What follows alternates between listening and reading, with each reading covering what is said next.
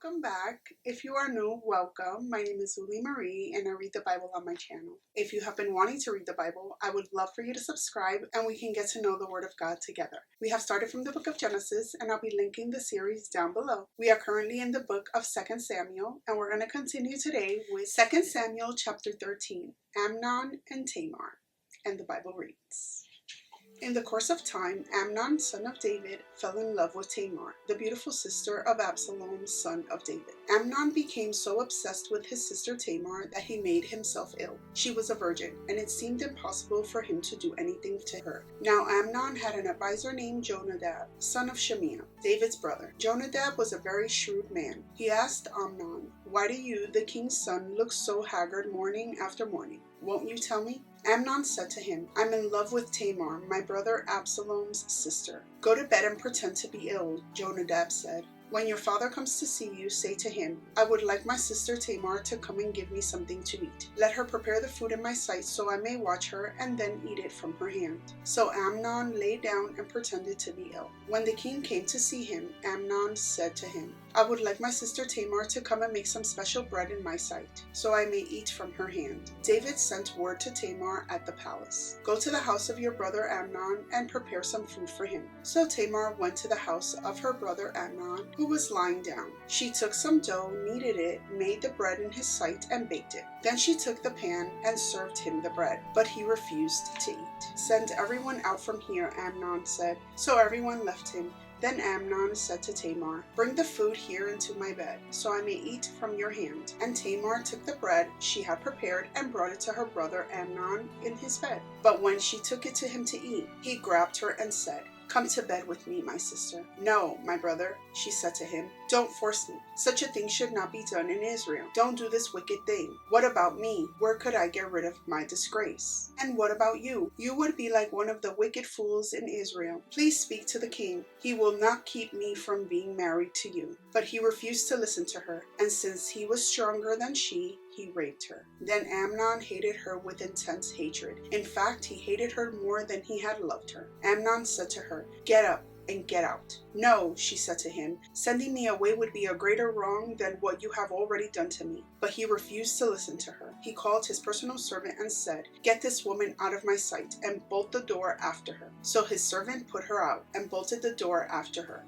She was wearing an ornate robe, for this was the kind of garment the virgin daughters of the king wore. Tamar put ashes on her head and tore the ornate robe she was wearing. She put her hands on her head and went away, weeping aloud as she went. Her brother Absalom said to her, "Has Amnon, your brother, been with you? Be quiet for now, my sister. He is your brother. Don't take this thing to heart." And Tamar lived in her brother Absalom's house, a desolate woman. When King David heard all this, he was furious, and Absalom never said a word to Amnon, either good or bad. He hated Amnon because he had disgraced his sister Tamar. Absalom kills Amnon. 2 years later, when Absalom's sheep shearers were at Baal Hazor near the border of Ephraim, he invited all the king's sons to come there. Absalom went to the king and said, "Your servant has had shearers come. Will the king and his attendants please join me?" "No, my son," the king replied. "All of us should not go. We would only be a burden to you." Although Absalom urged him, he still refused to go, but gave him his blessing. Then Absalom said, "If not, please let my brother Amnon come with us." The king asked him, "Why should he go with you?" But Absalom urged him. So he sent with him Amnon and the rest of the king's sons. Absalom ordered his men, "Listen, when Amnon is in high spirits from drinking wine, and I say to you, 'Strike Amnon down,' then kill him. Don't be afraid. Haven't I given you this order? Be strong and be brave." So Absalom's men did to Amnon what Absalom had ordered. Then all the king's sons got up, mounted their mules, and fled. When they were on their way, the report came to David, "Absalom has struck down all the king's sons. Not one of them is left." The king stood up, tore his clothes, and lay down on the ground, and all his attendants stood by with their clothes torn. But Jonadab, son of Shimea, David's brother, said, "My lord should not think that they killed all the princes. Only Amnon is dead. This has been Absalom's express intention ever since the day Amnon raped his sister Tamar. My lord the king should not be concerned about the report that all the king's sons are dead. Only Amnon is dead."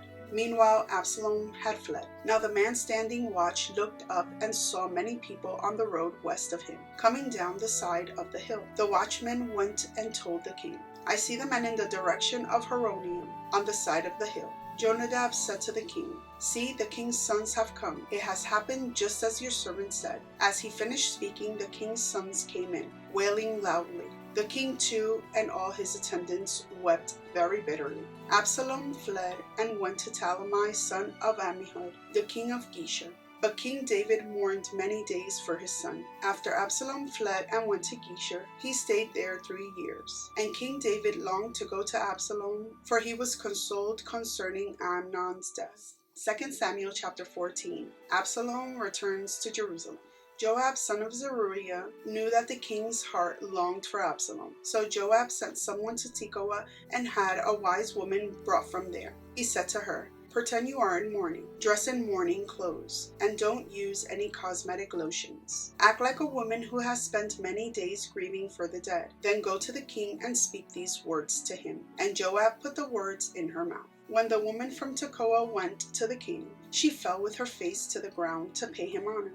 And she said, "Help me, your majesty." The king asked her, "What is troubling you?" She said, "I am a widow. My husband is dead. I, your servant, had 2 sons. They got into a fight with each other in the field, and no one was there to separate them. One struck the other and killed him. Now the whole clan has risen up against your servant. They say, 'Hand over the one who struck his brother down, so that we may put him to death for the life of his brother whom he killed. Then we will get rid of the heir as well. They will put out the only burning coal I have left, leaving my husband neither name nor descendant on the face of the earth.'" The king said to the woman, "Go home, and I will issue an order in your behalf." But the woman from Tekoa said to him, "Let my lord the king pardon me and my family, and let the king and his throne be without guilt." The king replied, "If anyone says anything to you, bring them to me, and they will not bother you again." She said, "Then let the king invoke the Lord his God to prevent the avenger of blood from adding to the destruction, so that my son will not be destroyed. As surely as the Lord lives," he said, "not one hair on your son's head will fall to the ground." Then the woman said, "Let your servant speak a word to my lord the king." "Speak," he replied. The woman said, "Why then have you devised a thing like this against the people of God? When the king says this, does he not convict himself? For the king has not brought back his banished son. Like water spilled on the ground, which cannot be recovered, so we must die. But that is not what God desires. Rather, he devises ways that a banished person does not remain banished from him. And now I have come to say this to my lord the king, because the people have made me afraid. Your servant thought, I will speak to the king, perhaps he will grant his servant's request. Perhaps the king will agree to deliver his servant from the hand of the man who is trying to cut off both me and my son from God's inheritance. And now your servant says, may the word of my lord the king secure my inheritance. For my lord the king is like an angel of God in discerning good and evil. May the Lord your God be with you." Then the king said to the woman, "Don't keep from me the answer to what I am going to ask you. Let my lord the king speak." The woman said. The king asked, "Isn't the hand of Joab with you in all this?" The woman answered, "As surely as you live, my lord the king, no one can turn to the right or to the left from anything my lord the king says. Yes, it was your servant Joab who instructed me to do this, and who put all these words into the mouth of your servant. Your servant Joab did this to change the present situation. My Lord has wisdom like that of an angel of God. He knows everything that happens in the land."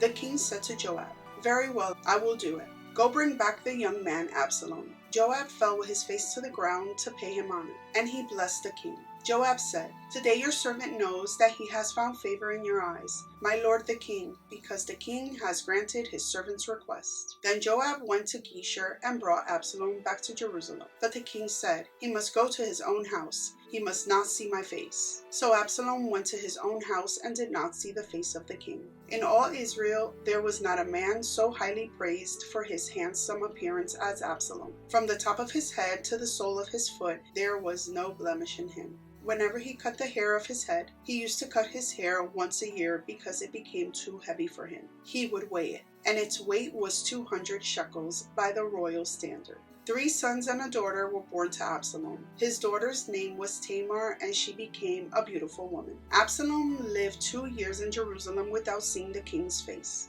Then Absalom sent for Joab in order to send him to the king. But Joab refused to come to him. So he sent a second time, but he refused to come. Then he said to his servants, "Look, Joab's field is next to mine, and he has barley there. Go and set it on fire." So Absalom's servants set the field on fire. Then Joab did go to Absalom's house, and he said to him, "Why have your servants set my field on fire?" Absalom said to Joab, "Look, I sent word to you and said, 'Come here so I can send to the king to ask, why have I come from Geshur? It would be better for me if I were still there. Now then, I want to see the king's face, and if I am guilty of anything, let him put me to death." So Joab went to the king and told him this. Then the king summoned Absalom, and he came in and bowed down with his face to the ground before the king, and the king kissed Absalom. 2 Samuel chapter 15. Absalom's conspiracy.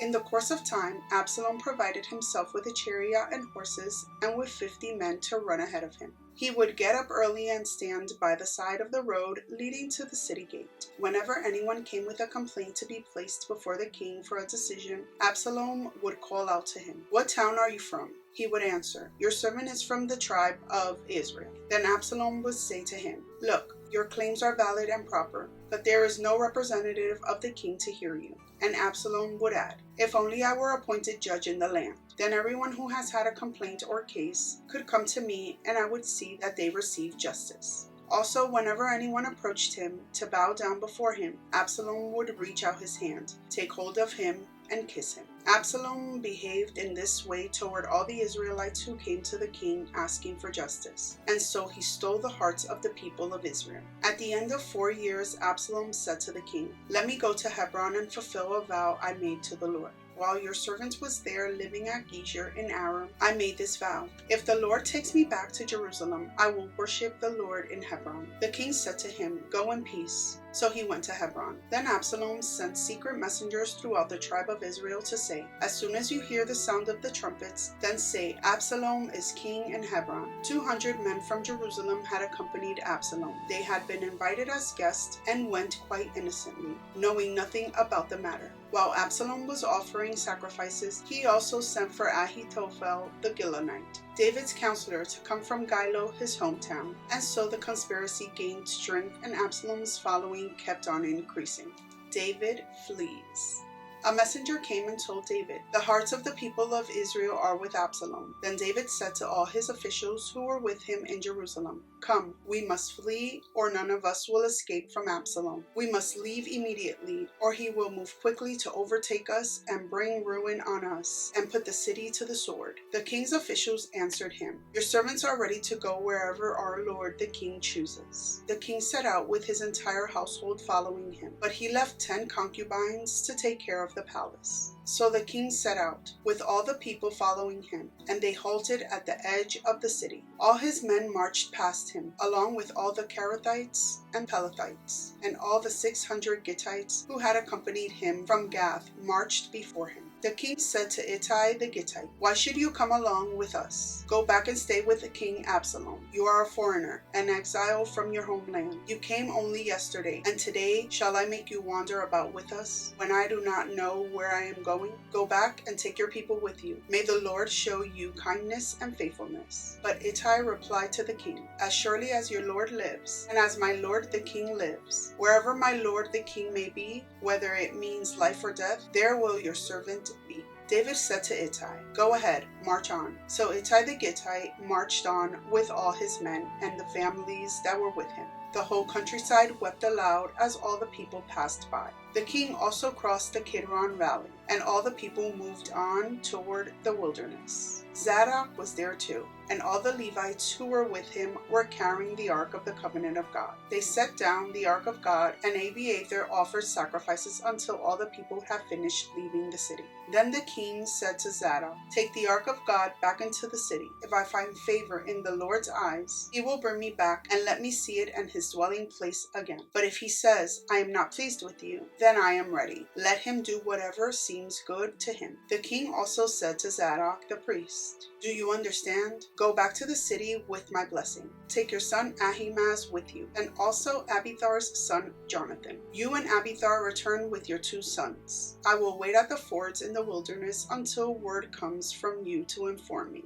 So Zadok and Abiathar took the ark of God back to Jerusalem and stayed there. But David continued up the Mount of Olives, weeping as he went. His head was covered and he was barefoot. All the people with him covered their heads too, and were weeping as they went up. Now David had been told, Ahithophel is among the conspirators with Absalom. So David prayed, Lord, turn Ahithophel's counsel into foolishness. When David arrived at the summit, where people used to worship God, Hushai the Archite was there to meet him, his robe torn and dust on his head. David said to him, If you go with me, you will be a burden to me. But if you return to the city and say to Absalom, Your Majesty, I will be your servant. I was your father's servant in the past, but now I will be your servant. Then you can help me by frustrating Ahithophel's advice. Won't the priests Zadok and Abiathar be there with you? Tell them anything you hear in the king's palace. Their 2 sons, Ahimaaz, son of Zadok, and Jonathan, son of Abiathar, are there with them. Send them to me with anything you hear. So Hushai, David's confidant, arrived at Jerusalem as Absalom was entering the city.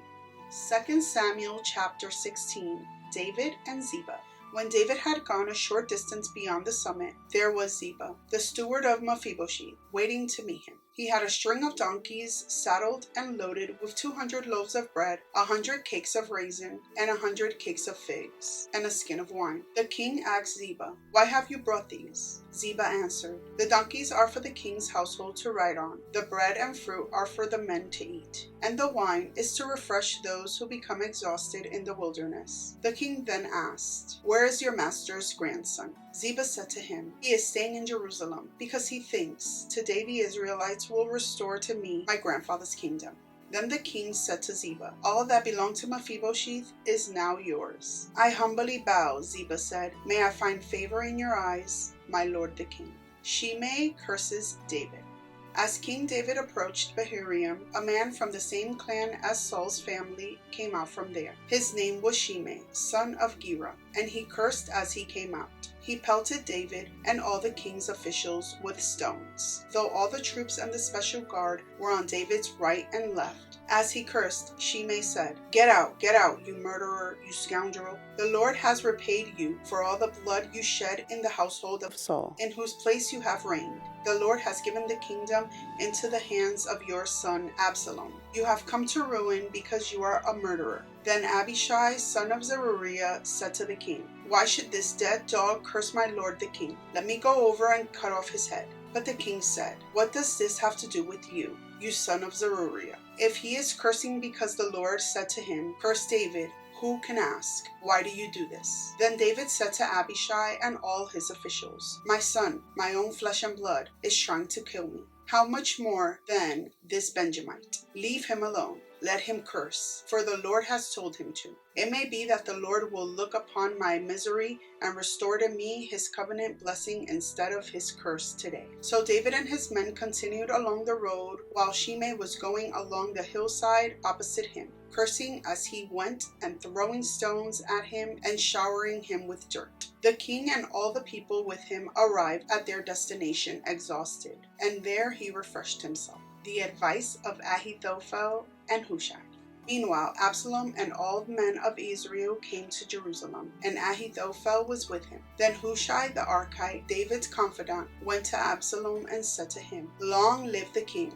Long live the king! Absalom said to Hushai, So this is the love you show your friend? If he's your friend, why didn't you go with him? Hushai said to Absalom, No, the chosen by the Lord, by these people, and by all the men of Israel, his I will be, and I will remain with him. Furthermore, whom should I serve? Should I not serve the son? Just as I served your father, so I will serve you. Absalom said to Ahithophel, Give us your advice. What should we do? Ahithophel answered, Sleep with your father's concubines, whom he left to take care of the palace. Then all Israel will hear that you have made yourself obnoxious to your father, and the hands of everyone with you will be more resolute. So they pitched a tent for Absalom on the roof, and he slept with his father's concubines in the sight of all Israel. Now in those days, the advice Ahithophel gave was like that of one who inquires of God. That was how both David and Absalom regarded all of Ahithophel's advice. Thank you so much for being here. I appreciate this time that you took to spend with me in the Word of God. I hope that you've subscribed and give me a big thumbs up if you enjoyed this video. I'll see you in my next one. Many blessings to you. Bye.